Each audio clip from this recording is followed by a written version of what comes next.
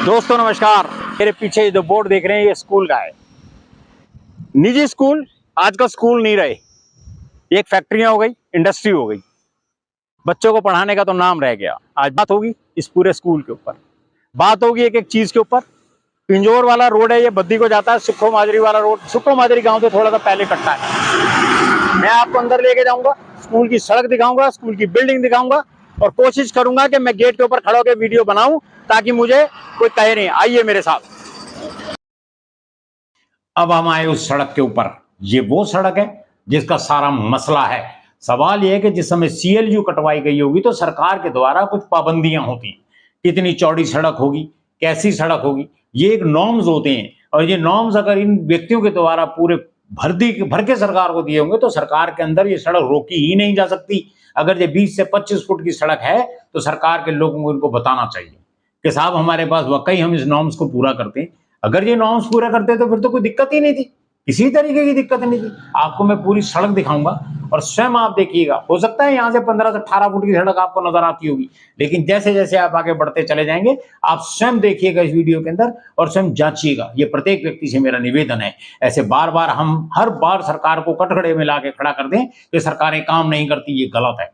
बार बार ये कहना कि सीएम साहब तक चिट्ठी गई, साहब सीएम तक चिट्ठी जाएगी हमारे सीएम साहब तक। सीएम साहब भी तो अकॉर्डिंग टू रूल करेंगे, वो भी तो देखेंगे तो सही, नीचे के अधिकारियों को चिट्ठी तो लिखेंगे कि इसको जस्टिफाई करोगे कि इसमें क्या गलत है और क्या सही। ये सड़क है, अब आप खुद स्वयं देखें कि क्या ये 22, 24, 25 फुट की जो भी सरकार की सड़क होती है, क्या ये उस लायक है ये सड़क? आपको लगता है? शायद नहीं लगता।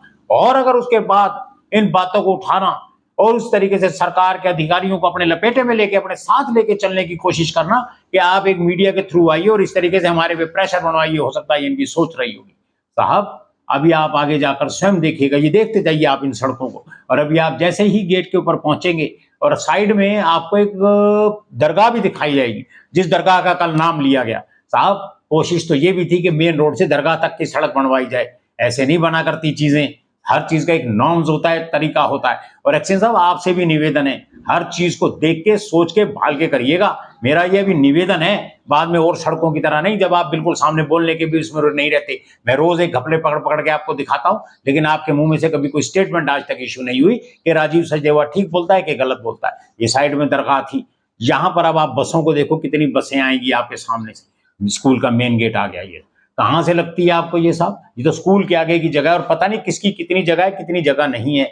और अभी यहाँ साइड के अंदर आपको मैं दिखाऊंगा एक ग्राउंड है, उस ग्राउंड के अंदर भी उसको खोद के लेवल में लिया, कितनी मिट्टी निकाली। चलो तो माइनिंग का मामला है, हम इस पचड़े में नहीं पड़ना चाहते। और ये स्कूल की ये सड़क हमने आगे तक दिखाने की आपको कोशिश की है। स्कूल के आगे तक की जो ये सड़क है, ये तो स्कूल का कैंपस है, स्कूल का एरिया नजर आ रहा है। उन्होंने कितनी सड़क ली, कितनी उनकी अपनी जमीन है, ये तो जस्टिफाई होगा नाप नपाई से।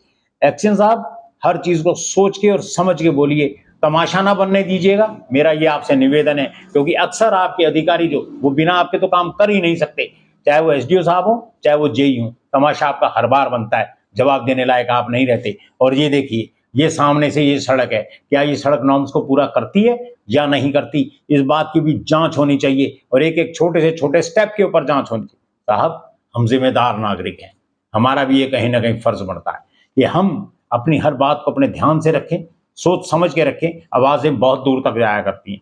इस स्कूल के अंदर जो स्कूल की बिल्डिंग बन रही है, अभी आपको देखना पड़ेगा, दरगाह के पीछे साइड से नजर आएगी वो बिल्डिंग। अगर वो बिल्डिंग बन रही है साहब, क्या वो बिल्डिंग जो इनकी बन रही है वो नॉर्म्स पूरे करती है? सुनने में आया मेरे को, और मेरे को पता है, बताया भी गया कुछ लोगों के द्वारा कि जब सीएलयू कटती है तो एक ही बारी बिल्डिंग का नक्शा पास होता है, और अगर उस चीज को एक्सटेंड कराना हो तो दोबारा सीएलयू वाली फाइल ही चलाई जाती है। होगा इस बारे में मैं कंफर्म नहीं हूं। और अगर ये इस तरीके की बिल्डिंग बनाई जा रही है तो पालिका परिषद के अधिकारियों के पास क्या इसका नक्शा है या नहीं है, या ईओ साहब आके जांच करें। और ईओ साहब आप स्वयं देखें कि ये मामला कहां जा रहा है और कितना गंभीर है। अभी आपको ये जो प्लॉट की मैंने बात बताई थी, ये वो प्लॉट है। देखिए कितना समतल कर दिया गया, सामने पेड़ से पता लगता होगा कि कितनी मिट्टी निकाली गई, कहां गई ये मिट्टी। ये माइनिंग के सौदे हैं, मैं इन पंगों में नहीं पढ़ना चाहता। आज मुद्दा सिर्फ स्कूल का है। और ये दरगाह का नाम लिया गया था कल उस वीडियो के अंदर, ये कहा गया था कि भी मंदिर है और दरगाह है। साहब न मंदिर में बांटी है न मस्जिद में बांटी, ये एजुकेशन है। वैसे तो इस सरकार के अंदर एजुकेशन का बहुत बुरी हालत तरफ से प्राइवेटाइजेशन हुआ, सरकारी स्कूलों को धीरे धीरे खत्म कर दिया जा रहा है और इन ऊंचे स्कूलों को खड़ा कर दिया जा रहा है। क्या इनके अंदर गरीब का बच्चा पढ़ सकेगा? शायद नहीं। सरकार को इस बारे में भी सोचना होगा। सीएम साहब, अब निवेदन मेरा एक आपसे है, अपने अधिकारियों को संवारिए। काल का परिषद का इन्होंने बहुत बुरा हाल कर रखा है। ना एमएलए साहिबा कभी देखती हैं, ना कुछ। किसी भी व्यक्ति का कोई सिस्टम ही नहीं है यहाँ पर। हर आदमी अपने अपने सिस्टम से चल रहा है। बस चेयरमैन साहब, आप भी ध्यान दो। अभी आपने एक वो भी देखी होगी, जेसीबी और एक टिप्पर भी जाता हुआ, जिससे स्पष्ट रूप से है कि माइनिंग अभी रुकी नहीं, माइनिंग चालू है। ध्यान दे सरकार, निवेदन।